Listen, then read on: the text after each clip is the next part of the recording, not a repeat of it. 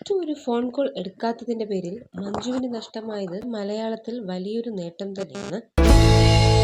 മഞ്ജു വാര്യർ പ്രേക്ഷകർക്ക് ഏറെ പ്രിയപ്പെട്ട നായിക തന്നെയാണ്. ഇപ്പോൾ തമിഴകത്തും ഏറെ പ്രിയപ്പെട്ട നായികയാണ് മഞ്ജു വാര്യർ.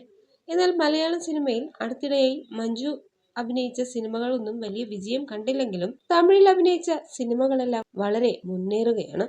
അതിനിടെയാണ് മഞ്ജുവിനെ കുറിച്ച് ഒരു പ്രശസ്ത സംവിധായകൻ പറഞ്ഞ ചില കാര്യം സോഷ്യൽ മീഡിയ വൈറലാക്കി മാറ്റുന്നത്.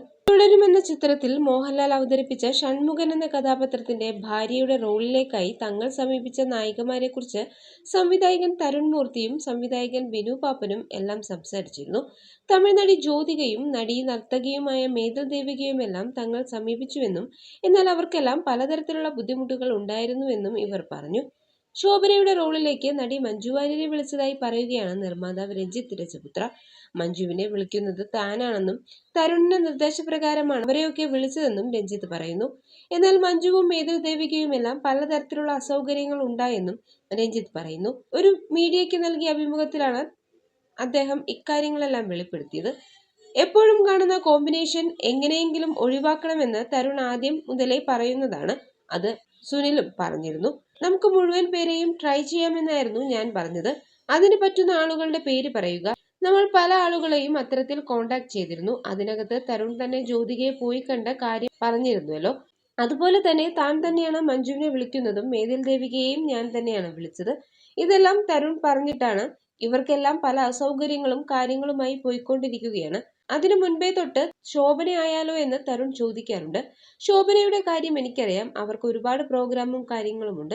എനിക്ക് ചിപ്പിക്കും വളരെ അടുപ്പം പരിചയവും അവരായുണ്ട്. അങ്ങനെ ഞാൻ അവരെ വിളിച്ചു. പ്രശ്നമൊന്നുമില്ല. പക്ഷെ ഒരുപാട് പ്രോഗ്രാമുകൾ ഈ സമയത്ത് വന്നിട്ടുണ്ട് എന്ന് പറഞ്ഞു.